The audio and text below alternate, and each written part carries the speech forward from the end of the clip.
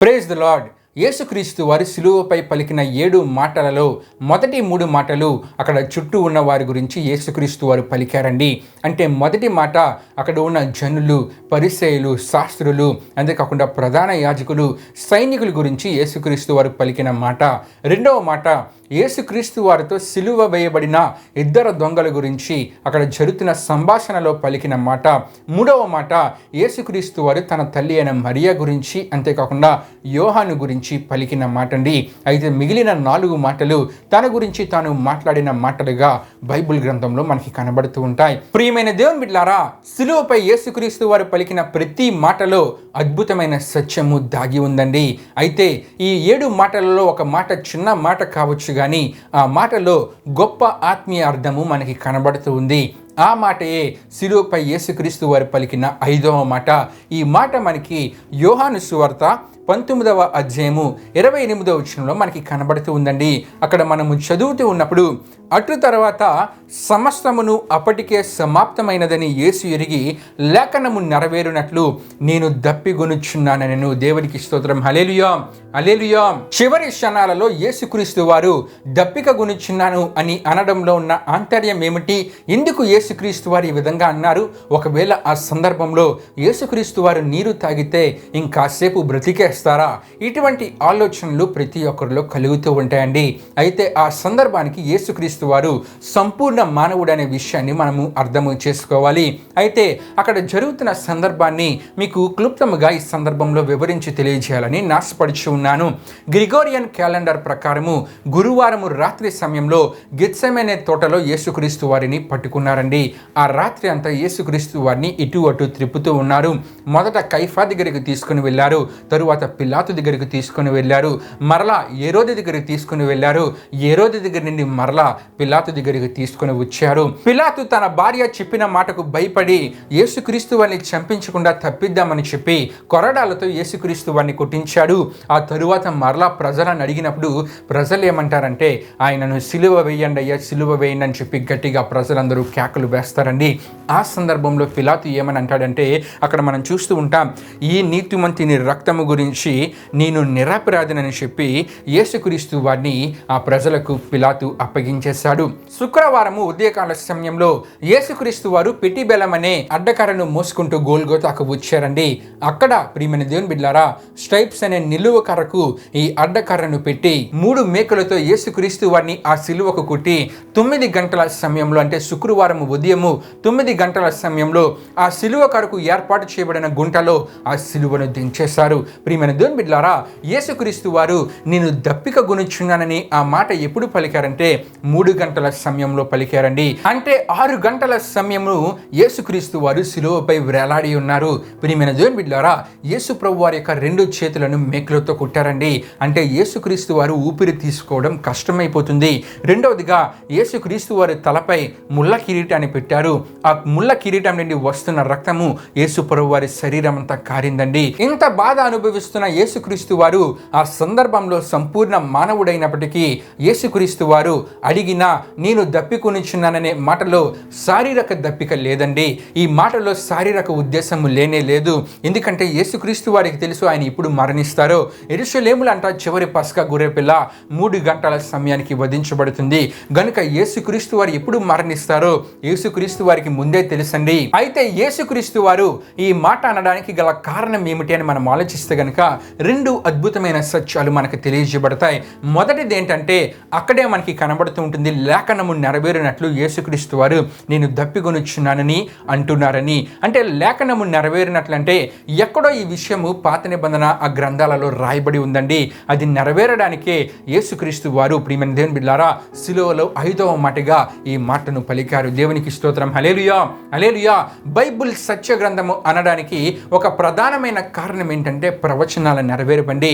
ప్రవచనాలు నెరవేర్చబడ్డాయి, ప్రవచనాలు నెరవేర్చబడుతున్నాయి, ప్రవచనాలు నెరవేర్చబడబోతున్నాయి. దేవునికి స్తోత్రం. హల్లెలూయా, హల్లెలూయా. అయితే యేసుక్రీస్తు వారు నేను దప్పిగొనుచున్నాను అని అంటూ ఉన్నారు కదా, ఇది ఎక్కడ మనకి కనబడుతుందంటే కీర్తనలలో మెస్సియాటిక్ సామ్స్ అని కొన్ని కీర్తనలు ఉంటాయండి. అంటే 16 కీర్తనలు మెస్సియాటిక్ సామ్స్ అని మనకి కనబడుతూ ఉంటాయి.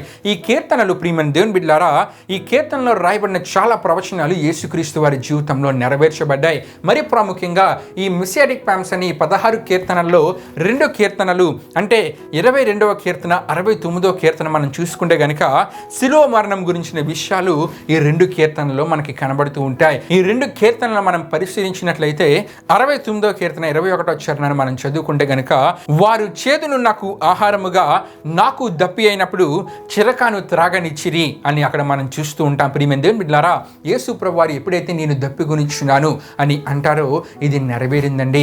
యోహాను సువార్త 19:29 మనం చూస్తూ ఉన్నప్పుడు చిరకాతో నిండి ఉన్న ఒక పాత్ర అక్కడ పెట్టి ఉండెను గనుక వారు ఒక స్పాంజీ చిరకాతో నింపి ఇస్సోపు పుడకకు తగిలించి ఆయన నోటికి అందించిరు అని అక్కడ మనం చూస్తూ ఉంటాం. ప్రియమైన దేవుని బిడ్డలారా, అంటే యేసు ప్రభువారు నేను దప్పి గునిచున్నాను అని అనడం తర్వాతే యేసు ప్రభువారి గురించి రాయబడిన ప్రవచన నెరవేర్పు అక్కడ జరిగిందండి. దేవునికి స్తోత్రం. హల్లెలూయా హల్లెలూయా.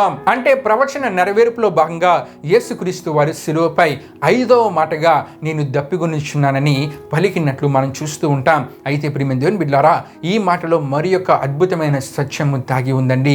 అది ఏమిటని మనం ఆలోచిస్తే గనుక నిజానికి దేవుడు ఓరేబు బండ నుండి నీళ్లను రప్పించి ఇశ్రాయేలు ప్రజల దాహాన్ని తీర్చినట్లు నిర్గమకాండము 17వ అధ్యాయము 6వ వచనంలో చూస్తూ ఉంటాం. అంతేకాకుండా కాదేశ్ అనే ప్రాంతంలో కూడా బండ నుండి నీళ్లను రప్పించి ఇశ్రాయేలు ప్రజల దాహాన్ని తీర్చినట్లు సంఖ్యాకాండం 20వ అధ్యాయం 11వ వచనంలో చూస్తూ ఉంటాం. దేవుడు సముద్రాలను నియంత్రించినట్లు కూడా బైబిల్ గ్రంథంలో మనం చూస్తూ ఉంటామండి. అంటే ప్రియమైన దేవుని బిడ్డలారా, శిలువపై ఆయన ఉన్నప్పుడు ఆయనకు కలిగింది శారీరక దప్పిక కాదండి, ఆత్మీయ దప్పిక. ఆత్మీయ దప్పిక అంటే మనుషుల మార్పు కొరకండి, మనుషుల రక్షణ కొరకు, పాపుల మార్పు కొరకు ఆయన దప్పిగా ఉన్నాడండి. దేవునికి స్తోత్రం. హల్లెలూయా హల్లెలూయా. ఎందుకంటే నశించిపోయిన ఆత్మను రక్షించబడాలని యేసుక్రీస్తు వారి శిలువపై తన ప్రాణాన్ని పెట్టారు. కనుకనే ప్రియమైన దేవుని బిడ్డలారా, ఆ సందర్భంలో యేసుక్రీస్తు వారు అంటూ ఉన్నారు, నేను దప్పిగొనిచున్నాను. అంటే ప్రియమైన దేవుని బిడ్డలారా, ఇది శారీరక దప్పిక కాదు, ఆత్మీయ దప్పిక. నశించిపోతున్న ఆత్మల కొరకైనా ఆత్మీయ దప్పిక అనే విషయాన్ని మనము అర్థము చేసుకోవాలండి. ఈ విషయాన్ని మనం గ్రహించి యేసుక్రీస్తు వారిని ఆరాధిస్తున్న మనము కూడా ప్రియమైన దేవుని బిడ్డలారా, నశించిపోతున్న ఆత్మల విషయమై ఆత్మీయ దప్పికను కలిగి జీవించాలి. దేవునికి స్తోత్రం. హల్లెలూయా హల్లెలూయా. నశించిపోతున్న ఆత్మల పట్ల భారము మనలో ఉండాలి. వారి కొరకు మనము ప్రార్థించగలగాలి. మనలో ఆ ఆత్మీయ దప్పిక ఉండాలండి. మదర్ తెరెసా గారు మనం చూసుకుంటే గనుక యేసుక్రీస్తు వారిని ఆమె మాదిరిగా తీసుకున్నారు. ఆమె ప్రార్థన గదిలో అంట ఐ థర్స్ట్ అనే మాట రాయబడి ఉంటుందంట, నేను దప్పిగొనిచున్నానని. ఈ మాట రాయబడి ఉండడానికి గల కారణం ఏంటంటే మదర్ తెరెసా గారు ఆ మాట ఎప్పుడు చూచినా సరే ప్రియమైన దేవుని బిడ్డలారా, యేసుక్రీస్తు వారు ఎంతగా నశించిపోతున్న ఆత్మల కొరకు తప్పించారో అనే విషయము ఆమెకు గుర్తు వస్తుందంటండి. అంతేకాకుండా ప్రియమైన దేవుని బిడ్డలారా, ఇతరులకు సేవ చేయాలనే దప్పిక ఆమెలో కలుగుతుందంట.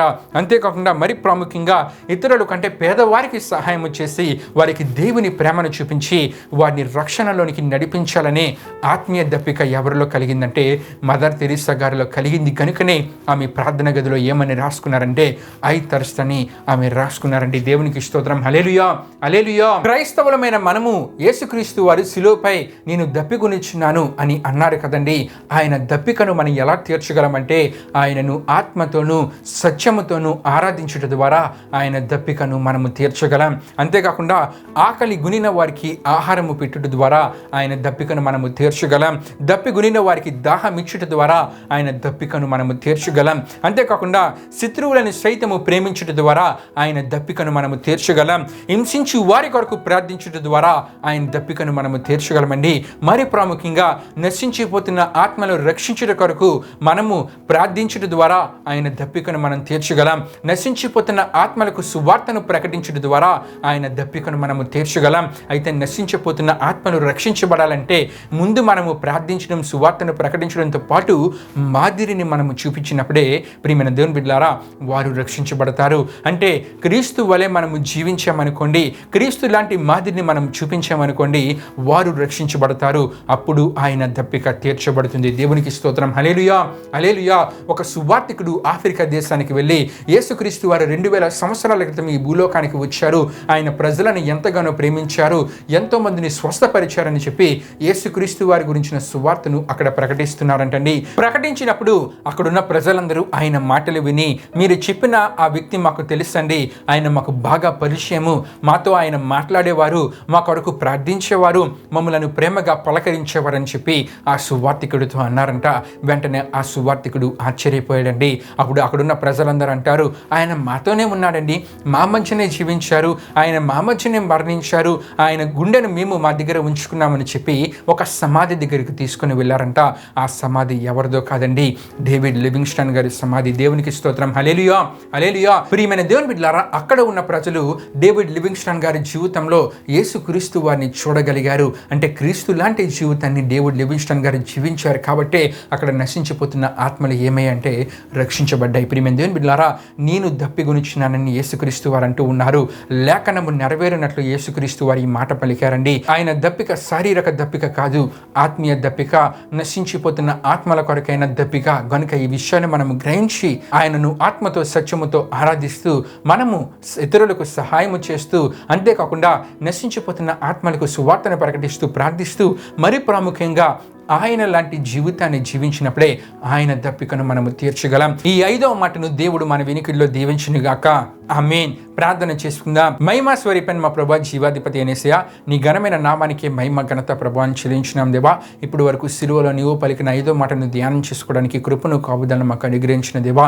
విన్న ప్రతి ఒక్కరూ ఆత్మీయ దప్పికను కలిగి నశించిపోతున్న ఆత్మల కొరకు ప్రార్థించే ఆత్మీయతలోనికి, వారికి సువార్తను ప్రకటించే ఆత్మీయతలోనికి, మరి ప్రాముఖ్యంగా నీలాంటి జీవితాన్ని జీవించే ఆ స్థితిలోనికి వారు రాగలిగేలా మీరు కార్యాన్ని జరిగించండి. నిన్ను ఆత్మతో సత్యముతో ఆరాధించే ఆత్మీయతలోనికి వారు రాగలిగేలా మీరు కార్యాన్ని జరిగించండి. విన్న ప్రతి ఒక్కరిని మీరు దీవించి ఆశీర్వదించమని మీకే వేలాది వందనములు కృతజ్ఞతాస్తుతులు చెల్లిస్తూ యేసు పరిశుద్ధ నామములో అడిగి వేడుకొనిచున్నాం తండ్రి. ఆమేన్. యేసు రక్తమే జయం, ప్రవేశ రక్తమే జయం, ప్రవేశ రక్తం సంపూర్ణమైనది, అపవాది క్రియలకనంత నాశనం కలుగునుగాక. ఆమేన్. ప్రభు మిమ్మును మీ కుటుంబంలోని దీవించునుగాక. ఆమేన్.